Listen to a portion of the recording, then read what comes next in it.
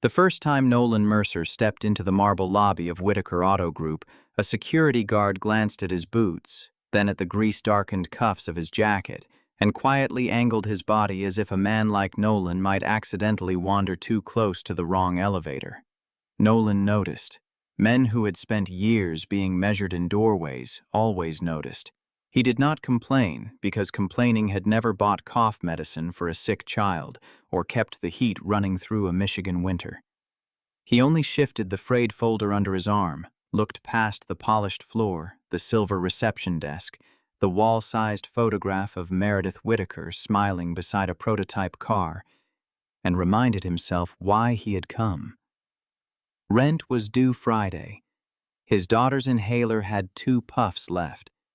The little repair shed behind his house had not brought in enough work since the snow started falling. Pride was a luxury, and Nolan Mercer had learned long ago to spend his pride carefully. Outside, downtown Grand Rapids lay under a low gray sky, the streets shining with old slush and exhaust smoke. Whitaker's headquarters rose above the city like a promise made to people who wore better coats. Nolan had parked 3 blocks away because his rusted blue Dodge made a noise when it idled and because the front visitor lot looked too clean for a truck held together by patience, duct tape, and the stubborn grace of an engine he refused to let die. In the pocket of his jacket was a pink hair tie. His daughter, Elsie, had asked him to keep safe after braiding her hair that morning at the kitchen table. He had burned the toast, she had laughed at him, and for half a minute the house had felt warm enough to forget the unpaid bills magneted to the refrigerator. Then the school bus had coughed away into the cold, and Nolan had driven here to ask for work from the same industry that had once taught him how fast a good name could be taken from a quiet man. The receptionist was young, composed, and kind in the practiced way people are kind when they have been trained to keep a lobby peaceful. She asked yacked for his name without looking up fully, then paused when she saw his application. "This is for the calibration technician opening?" she asked, though her tone suggested she had already decided that could not be right. Nolan nodded. "Experimental drivetrain shop," he said. "They posted it Monday." She smiled faintly, not unkindly, but with the small discomfort of someone who had to deliver news before hearing the whole story. "Please take a seat by the service entrance. Someone from engineering operations will come get you." The service entrance was beside the freight hallway, across from a potted plant that had seen better care than many people Nolan knew. He sat there and folded his hands over the folder. Young applicants came in after him, bright-eyed men and women in tailored coats, their laughter bouncing off the glass, their resumes tucked into leather portfolios. A man with silver hair and an expensive watch swept in behind them like he owned the air itself. Bryce Kellerman, Whitaker's senior program director, did not look at Nolan at all. That was almost worse than contempt. Contempt at least admitted you existed. 23 floors above, Meredith Whitaker was losing patience in a conference room that smelled faintly of coffee, printer toner, and fear hidden under cologne. The Monarch drive system was the biggest risk her company had taken since her grandfather's first assembly plant, a next-generation hybrid performance platform designed to win back contracts from companies that had been circling Whitaker like wolves around an aging elk. The board wanted confidence. Investors wanted speed. Bryce Kellerman wanted applause. Meredith wanted the truth, and the longer Bryce spoke, the less she believed he had brought any with him. "The irregularities are isolated," he said, tapping a slide filled with blue lines and calming language. "A software smoothing issue. Nothing structural."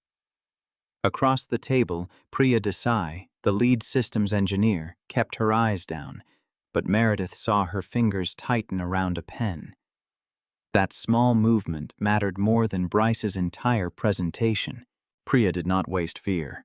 The door opened quietly, and Meredith's chief of staff, Helen Arroyo, slipped inside with a tablet in one hand and a personnel sheet in the other. Helen never interrupted unless the interruption mattered. Still, her voice remained low and neutral. Apologies, they're moving the final candidates through for the drivetrain shop role. Bryce asked for the names before human capital closes the file. Bryce waved one hand impatiently. Read them and send me the top two, Helen began. Graham Lyle, Tessa Monroe, Nolan Mercer. The room did not stop. The heating system hummed. A cup clicked against a saucer. Somewhere below, an elevator bell chimed. But inside Meredith Whitaker, something old and buried opened its eyes. She had not heard that name spoken aloud in nearly 9 years. She had read it once at 2 a.m. in her father's study, months after his funeral, when grief had made her reckless enough to open the locked cedar box he had left behind without explanation. Inside had been old photographs, a watch that no longer worked, and a thin, sealed envelope marked in his slanted handwriting. If Whitaker ever repeats the first sin, find Nolan Mercer.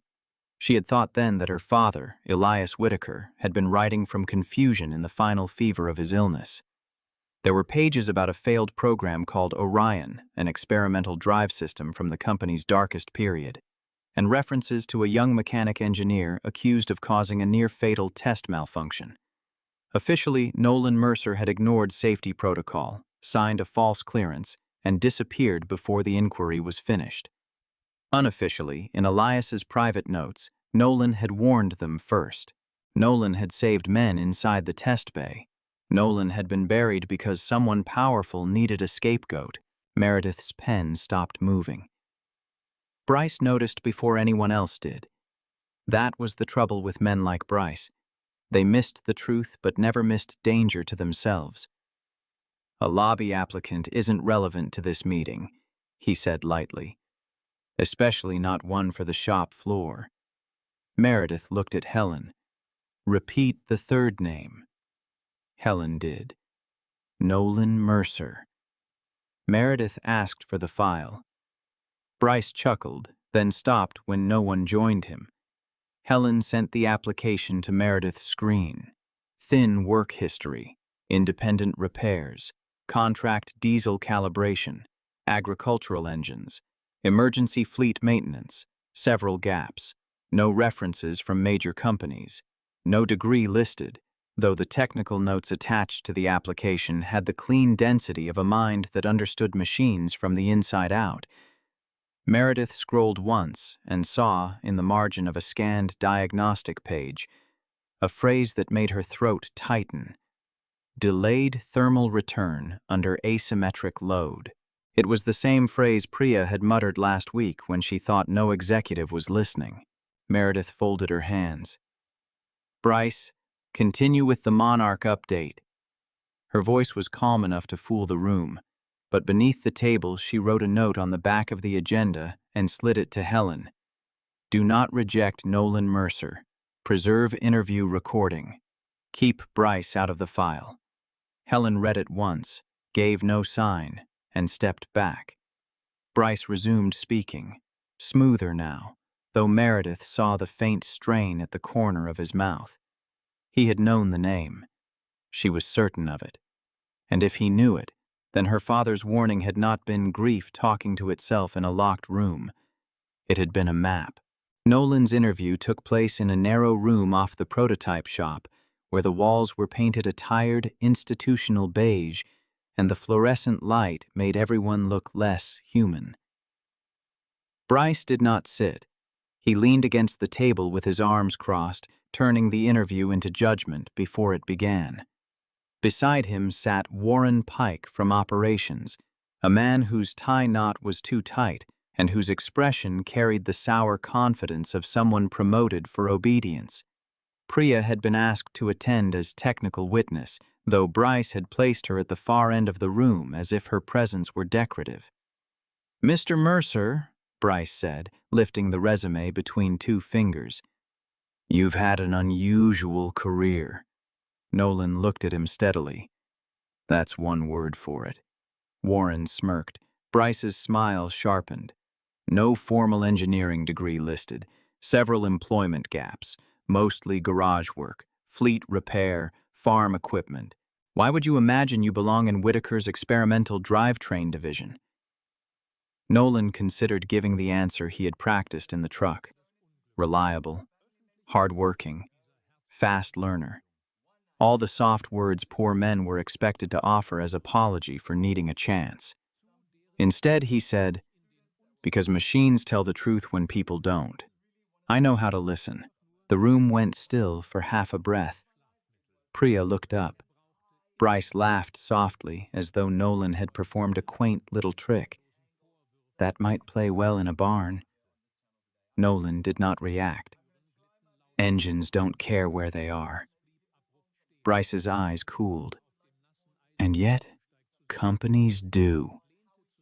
He opened the folder, flipped through Nolan's printed pages, then tossed one across the table. "Explain this gap. 4 years with no stable employer." Nolan thought of hospital hallways, late-night fevers, his wife's hand growing cold inside his, and Elsie asleep in a vinyl chair with a stuffed rabbit under her chin. He thought of the small funeral, the casseroles from neighbors, the bills that had arrived as if grief had a mailing address. "Family," he said. Warren lifted his brows. "That's vague." "It's also true." Bryce leaned closer. "We need people who can handle pressure, not men dragged around by personal complications." Priya's face changed just slightly. Nolan's did not. "Pressure doesn't bother me," he said. "Pretending a cracked part isn't cracked bothers me." Bryce's amusement disappeared. He pulled a laminated fault diagram from a folder and slid it toward Nolan. "Fine. Show us." "This is from a training archive. Tell me what failed." It was not from a training archive. Nolan knew that the moment he saw the vibration trace. Someone had stripped the labels, but the pattern was familiar enough to make an old ache move behind his ribs. He did not touch the diagram right away. He studied the thermal climb, the pressure lag, the compensation spike arriving a fraction late. "It isn't the pump," he said. Warren blinked. "Nobody said it was." "That's what your report probably says." Nolan tapped the lower corner of the page. "The valve response is delayed because the feedback shaft is giving you a clean signal while the load is still dirty. Software tries to smooth it, but that hides the vibration until it turns ugly. Whoever approved the compensation curve was covering a mechanical flaw." Priya sat back as though someone had spoken a private thought aloud. Bryce's face hardened. "A lucky guess." "Maybe," Nolan said quietly. "But if this diagram came from your Monarch platform, you've got less time than you think." Warren said, "You understand, accusing this company of hiding a flaw is not exactly the best way to get hired." Nolan gathered his folder. "I didn't accuse the company. I answered the question." Bryce stepped between him and the door. "You are not qualified for this environment." Nolan looked at him then, really looked, and saw what he had seen 9 years before in another man's polished confidence. Fear wearing a better suit. "Then you don't have to hire me." Bryce opened the door. "Security will show you out." Nolan walked past him without another word. He had learned long ago that dignity sometimes meant leaving before angry Pitin people could teach you their language. In her office above the frozen city, Meredith watched the interview recording twice, then a third time with the sound low. She watched Bryce try to make Nolan small and watched Nolan refuse to shrink, not by defiance, not by ego, by stillness. That was what struck her hardest. A desperate man performed, a bitter man attacked. Nolan Mercer did neither. He offered only the truth he was willing to give, then walked away from humiliation as though humiliation belonged to the person handing it out. Meredith opened her father's cedar box from the wall safe behind her bookshelves. The old envelope crackled in her hands. Elias Whitaker's handwriting looked frailer than she remembered, but the words had not changed. Orion was not Nolan's failure. He warned us. He cut the chain manually. He saved the room. I let them move too quickly. I let power protect itself. If the same pattern returns, find him before they bury him twice. Meredith sank slowly into her chair. Bryce Kellerman had been an ambitious young systems manager on Orion. His name appeared in meeting notes, approval memos, and one final internal review that promoted him 6 months after Nolan Mercer vanished from the industry. Meredith had never connected the dates. She had inherited a company, a crisis, a mythology of family strength, and 1,000 sealed rooms no one encouraged her to open. Now, one of those rooms had opened by itself. Helen came in quietly. "He's gone," she said. Bryce marked him unsuitable before the interview record finished uploading. Meredith's jaw tightened. "Of course he did." Helen laid another report on the desk. "There's more. Monarch failed the extended load simulation 20 minutes ago. No injuries. But the housing ruptured. Someone leaked a photo." Meredith looked down at Nolan's application, then at the old note in her father's hand. For a moment, grief and responsibility stood in the room together. "Find him," she said. "Not through Bryce, not through human capital. Find him yourself." By noon, the Monarch test bay had become a theater of controlled panic. Engineers moved in sharp lines. Screens flashed red histories. The cracked housing sat behind safety glass like an accusation. Bryce told the board by video that the incident was a supplier issue and that the team could stabilize the narrative within 48 hours. Priya, standing behind him, looked as if every word cost her. When the call ended, she came to Meredith in the observation corridor. "I need to say something, and I need you to understand I'm not being dramatic." Meredith waited. Priya glanced toward the bay. "The man Bryce rejected this morning identified our failure path from a stripped diagram, not the public version, the real one. He named the feedback shaft before anyone outside my core team knew it was on the table." Meredith nodded once. "I know." Priya's expression shifted from worry to surprise. "Then why isn't he here?" Meredith looked through the glass at the injured machine, at the company her father had loved and perhaps failed in equal measure. "Because we made sure he had every reason not to come back." Helen found Nolan at Mercer Repair, a cinder-block garage behind an old feed store 30 miles north of the city, where the air smelled of oil, rubber, and the coffee he had forgotten on top of a tool cabinet. Snow ticked softly against the open bay door. Nolan was helping an elderly postal carrier coax one more winter out of a van that should have retired before either of them. Helen introduced herself with no corporate brightness and no false warmth. Nolan listened while tightening a clamp. "Whitaker sent you," he said. "Meredith Whitaker did." "There's a difference?" Helen accepted the question because it was fair. "She hopes there is." Nolan wiped his hands on a rag. "If this is about the interview, tell Mr. Kellerman I've been escorted out of nicer places. It's about Monarch." For the first time, Nolan's hands stopped moving. Helen continued. "The platform failed under load. Ms. Whitaker wants you to consult. Independently. Paid. Protected. Directly reporting to her." Nolan gave a small, humorless laugh. "Protected by a Whitaker contract. That's a new kind of joke." Helen did not flinch. "She knows there was an older file." The garage seemed to grow quieter, though the snow kept tapping at the metal door. Nolan looked toward the corner where Elsie's purple backpack hung from a hook because he had to pick her up from school in an hour. "Your company already had its turn with my life," he said. "It took my work, my name, my future. Then it sent me into the world with a lie tied around my neck and acted surprised when no decent shop wanted me near a test rig." Helen's voice softened. "I'm sorry. Don't be. You didn't do it. But I work for the people who did."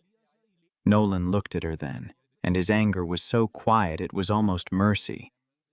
That's a hard place to stand. Helen placed a card on the bench.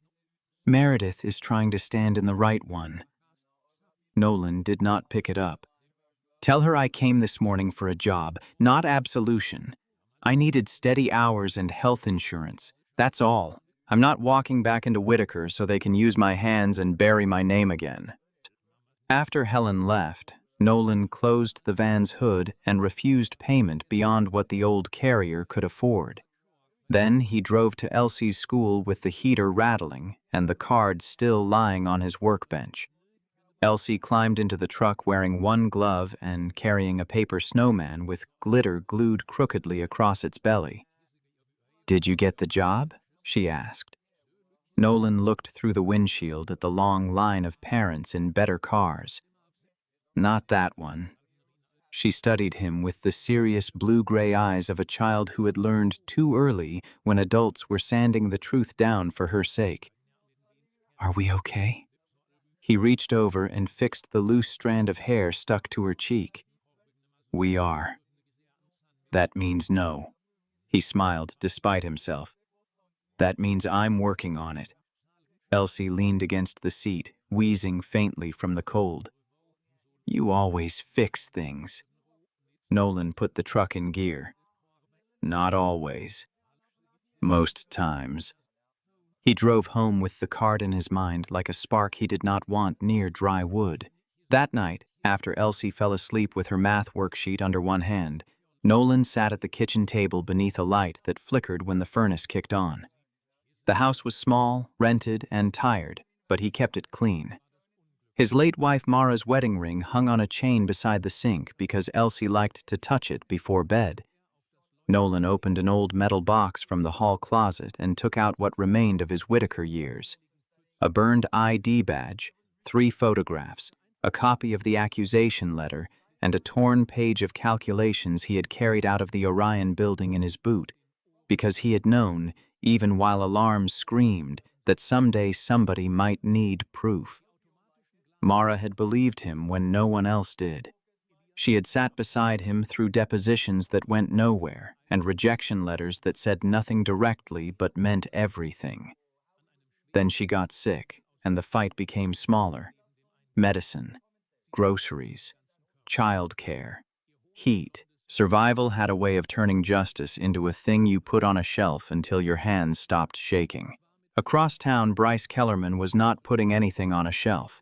He was moving fast. He ordered Warren to revise the interview summary and delete Priya's technical note from the candidate file.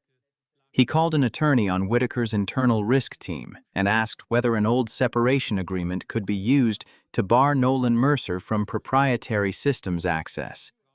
He sent a message to security labeling Nolan a potentially disruptive former contractor, though Nolan had never been a contractor and Bryce knew it. Fear made men sloppy when they had grown used to other people cleaning up the mess. Helen, who had spent 12 years noticing the difference between urgency and concealment, found the revised file before midnight. Priya, working separately, found missing Orion archive pages where failure logs should have been.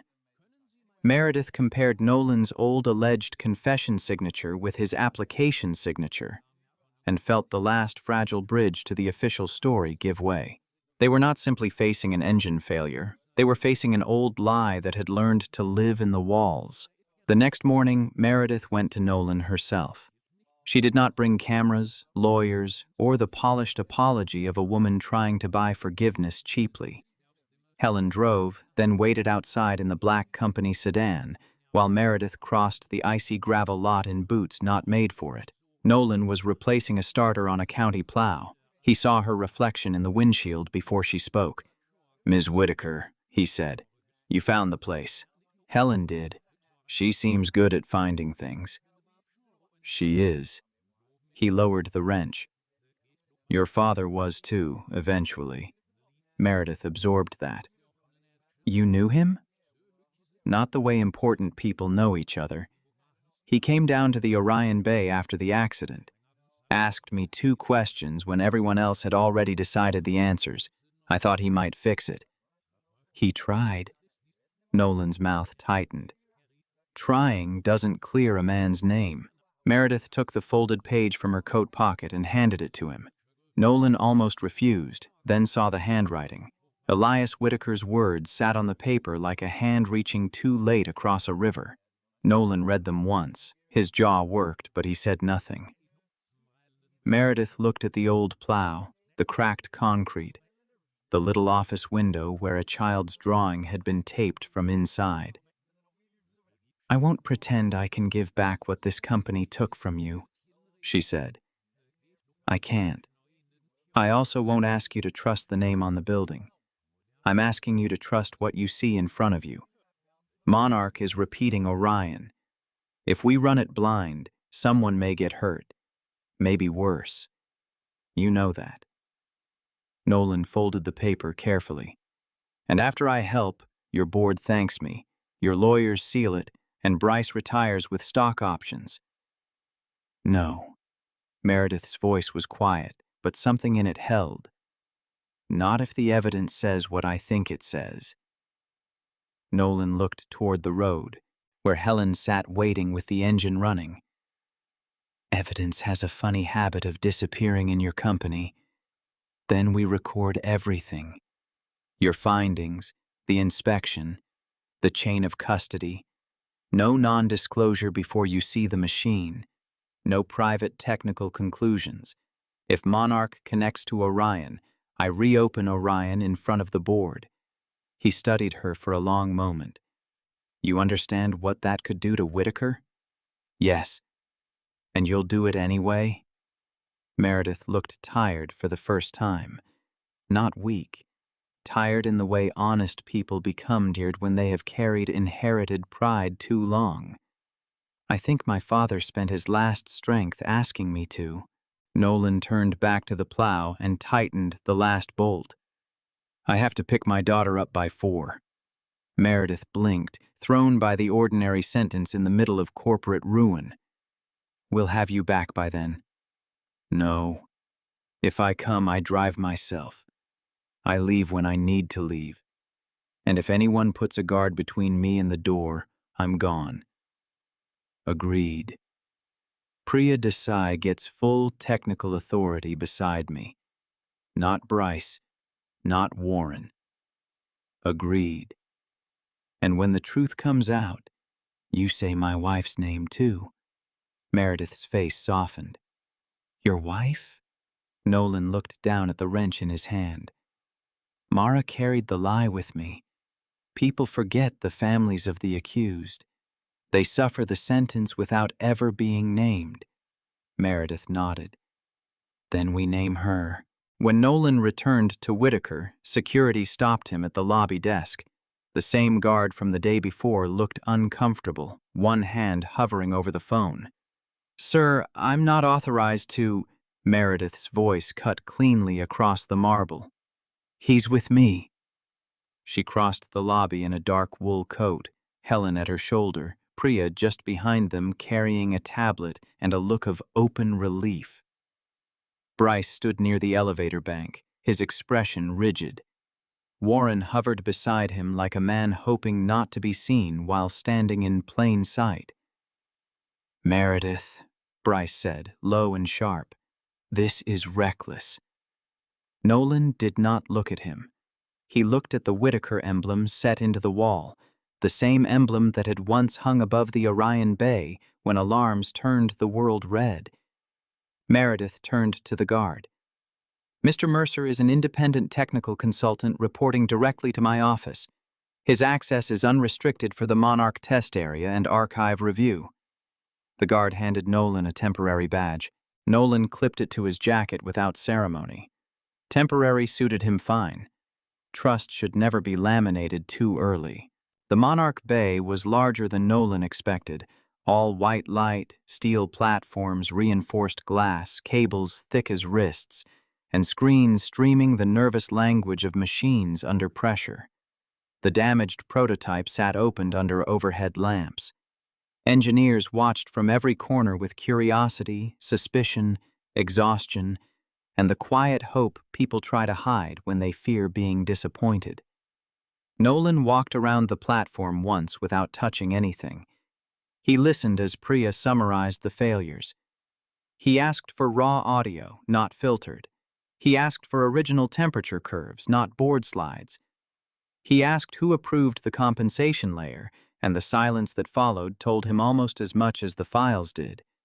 Bryce finally said, "I approved the integrated response model as program director." Nolan nodded, as if Bryce had answered a question about the weather. "Then you approved the mask." "Careful," Bryce snapped. Nolan looked at the machine. "I am." For 3 hours, Nolan worked with the steady patience of a man rebuilding a life, one bolt at a time. He did not perform brilliance.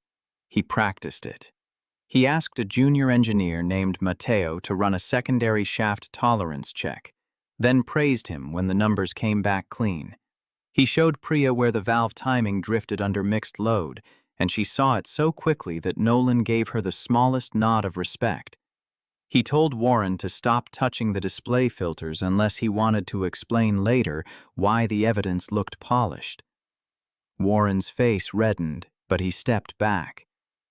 Bryce paced, called 2 private meetings that Meredith refused to attend, then tried to halt the inspection on proprietary risk grounds. Meredith answered in front of the whole room. "The larger risk is another lie." No one spoke after that.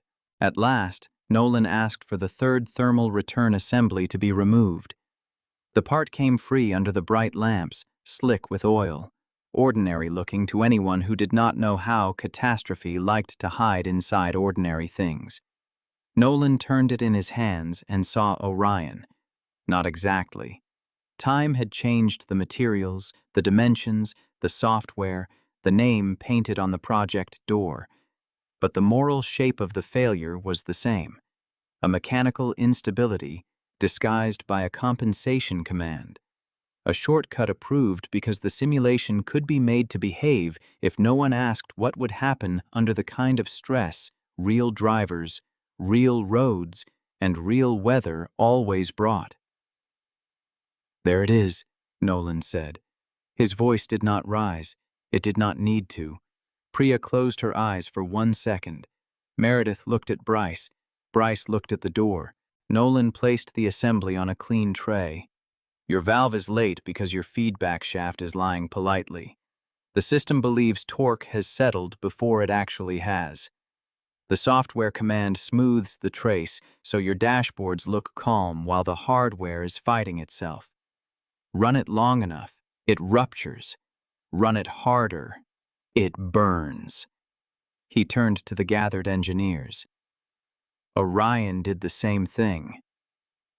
Bryce exploded. "That is false." Nolan faced him for the first time since entering the building. "No, Bryce. The false part was my signature on the clearance report. The room changed, not dramatically. No one gasped like people do in movies. They only became very still." Nolan continued.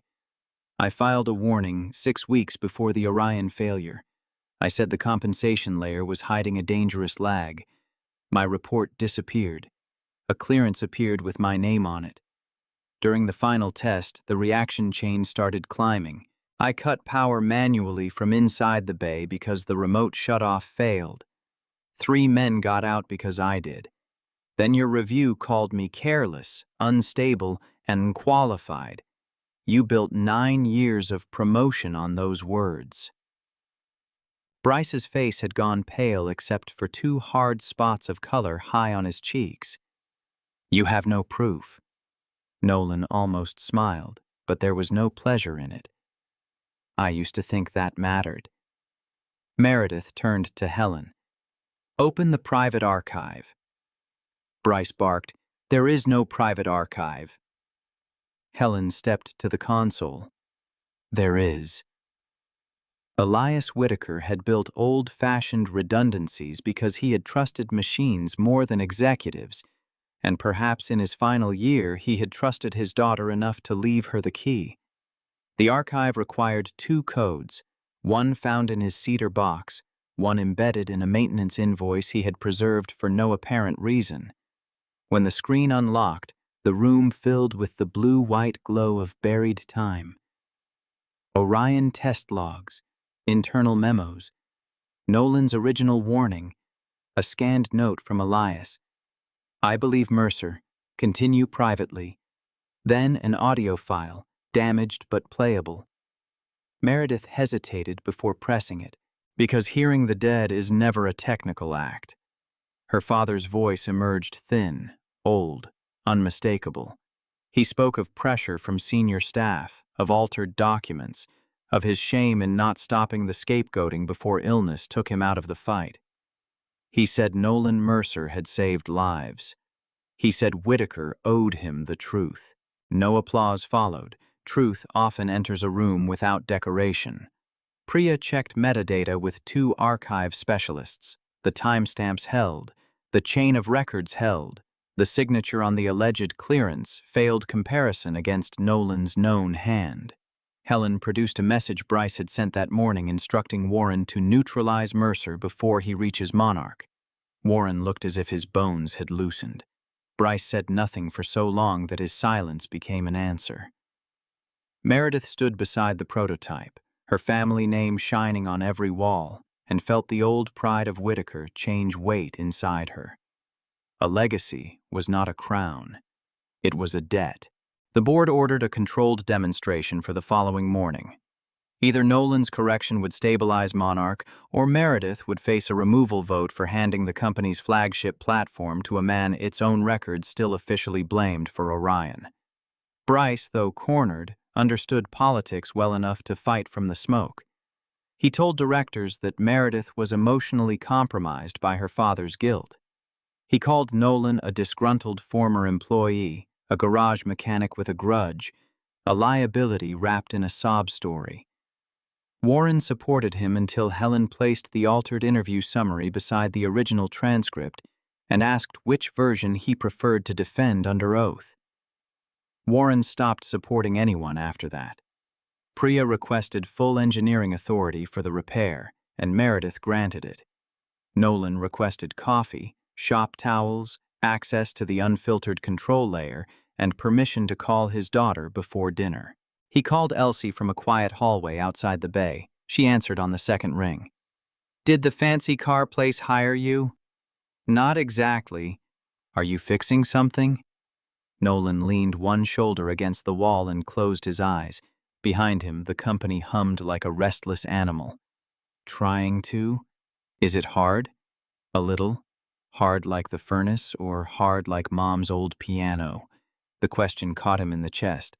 Mara's piano still sat in the rental house, badly out of tune because Nolan could not bring himself to sell the last thing she had played with both hands.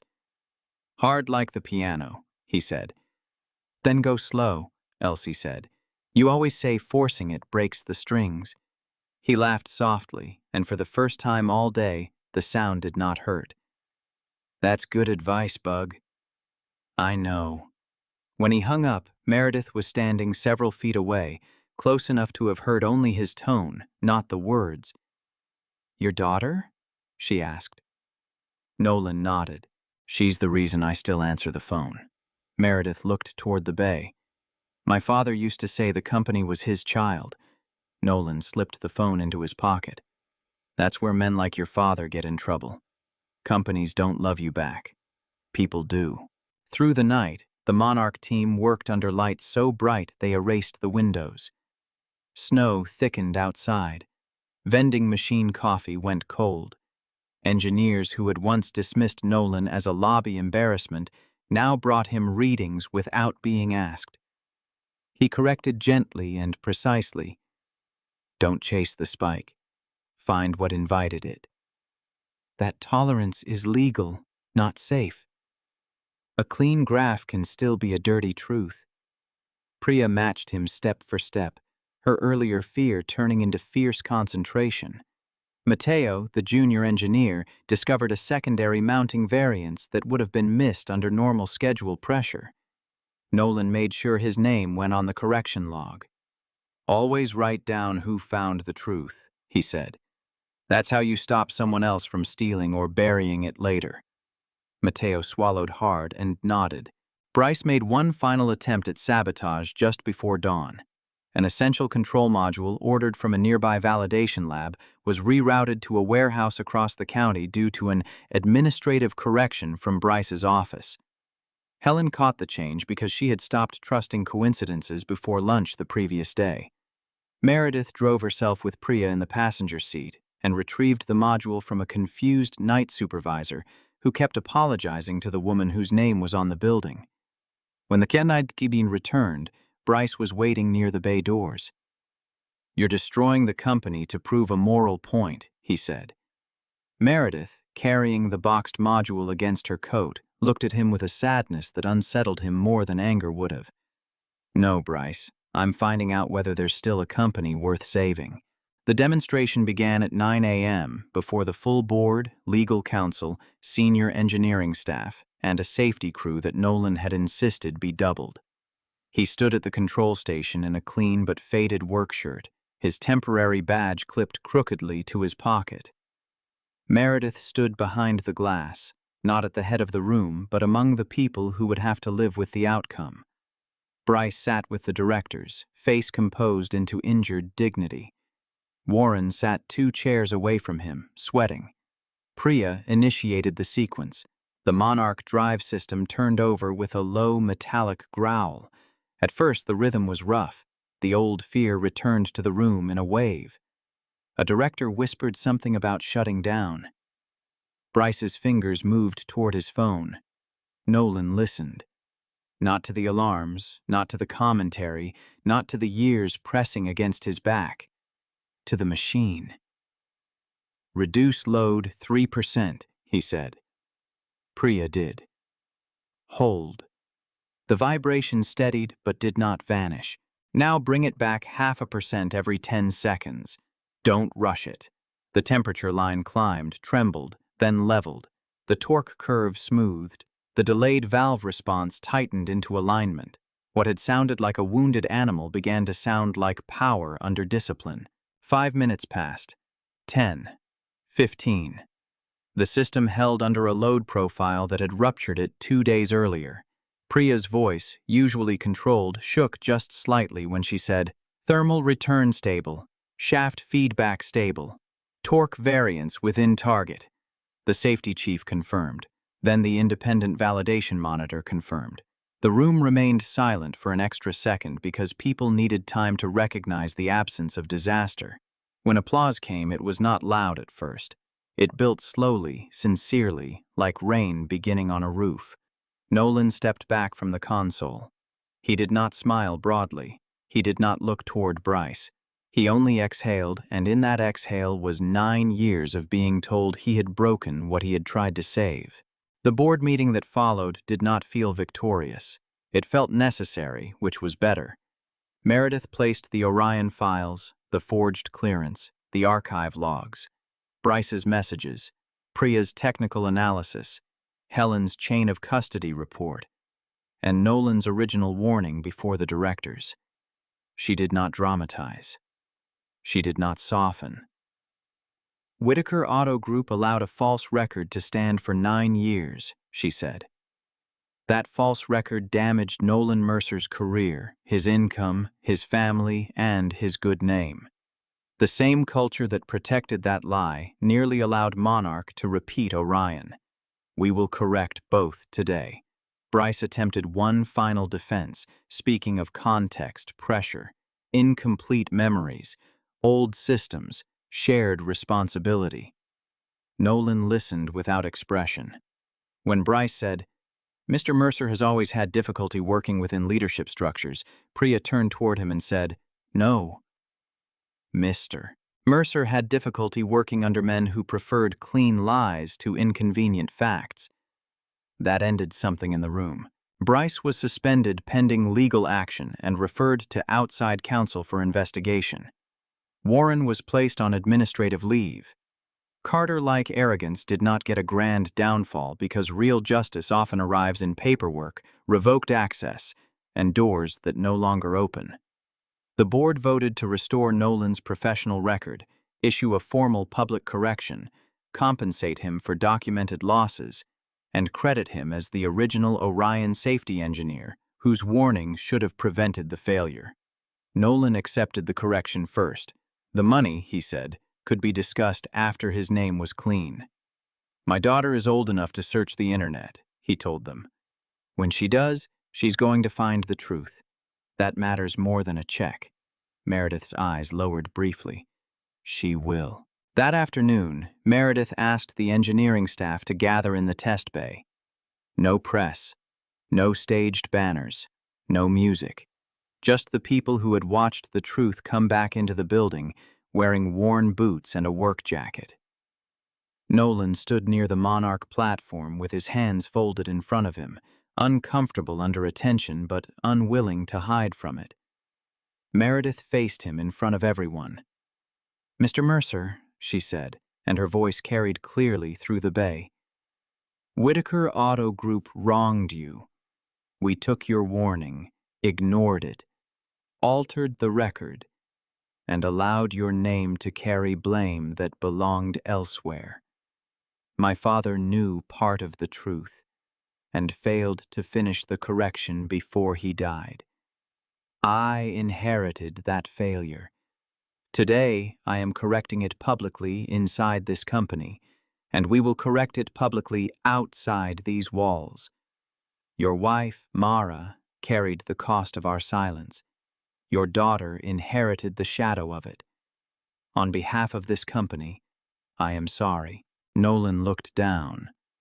Apologies are strange things when they arrive late. They do not rebuild the years.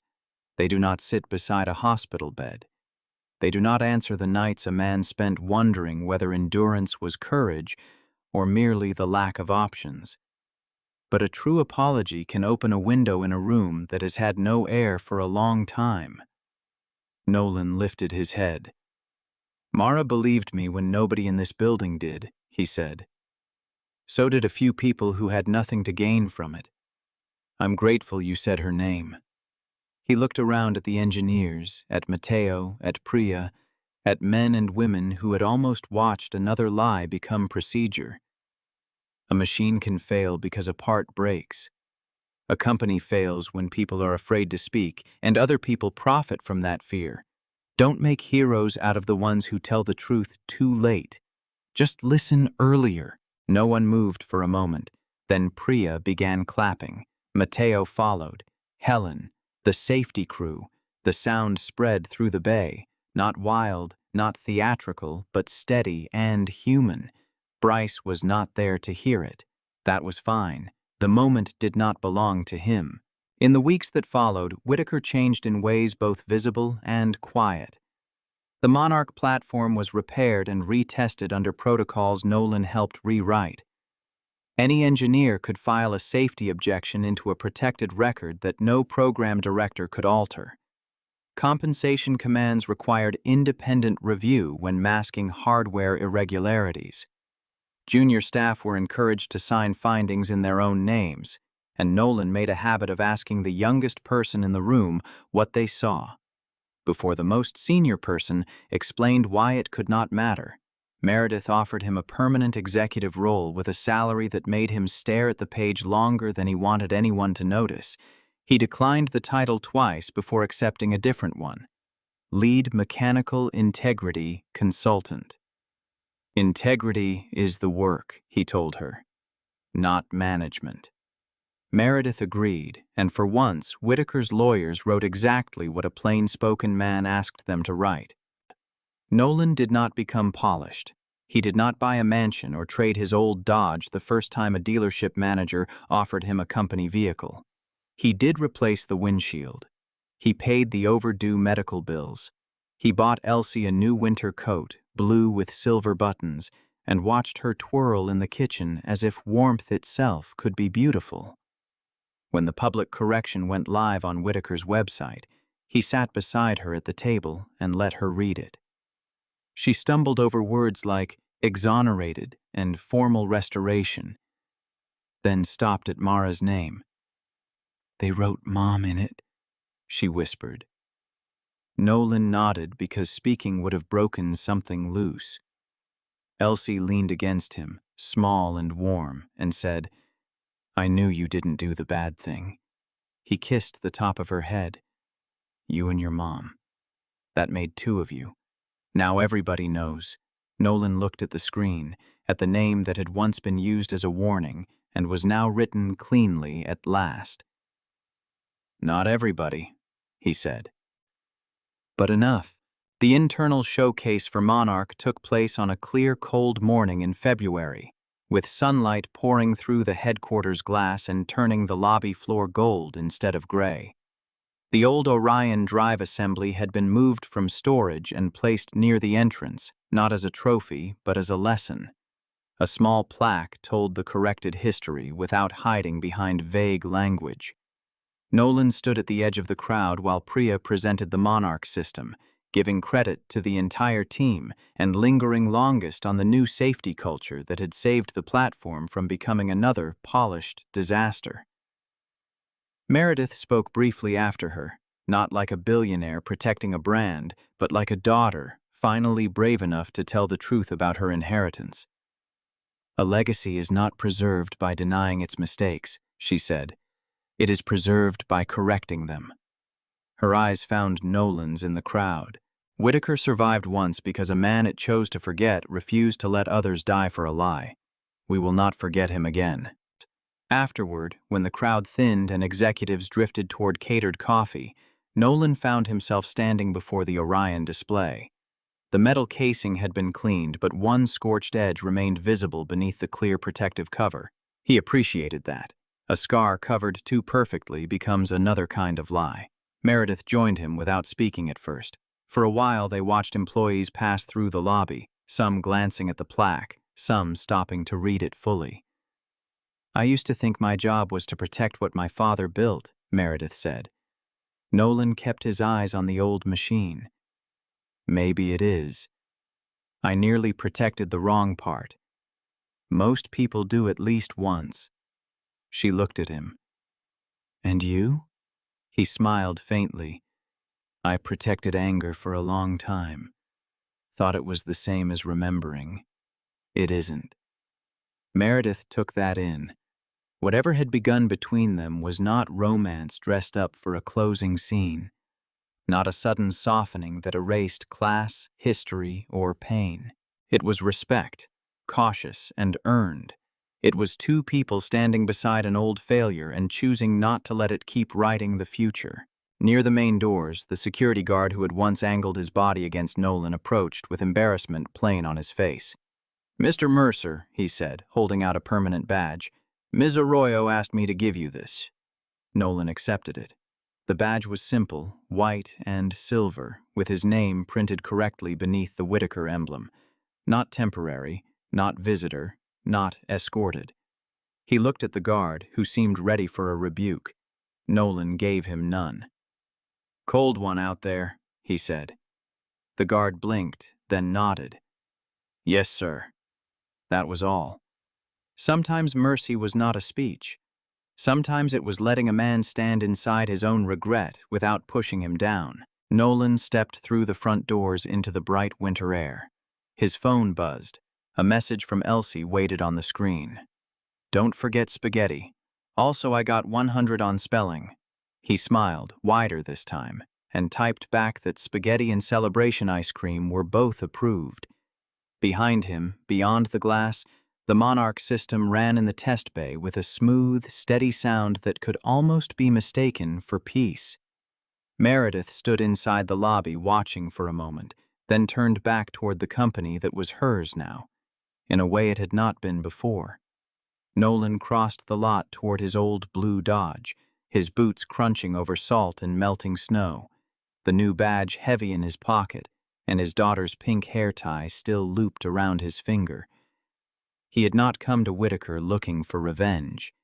He had come, at first, for a mechanic's job, for rent money, for medicine, for one more way to keep a little girl safe through winter. What he received was not the return of the years, because no one could give him that. What he received was the truth standing upright at last, his name written where it belonged, and the quiet knowledge that dignity, carried long enough, can outlive the lie built to bury it. Sometimes the greatest victories don't look like medals or headlines. They look like a mechanic's worn hands finally wiping the grease of injustice from his name. Nolan Mercer walked into Whitaker Auto Group needing nothing more than rent money for his daughter's next inhaler dose, yet his quiet integrity ended up rescuing an entire company from repeating a lethal lie.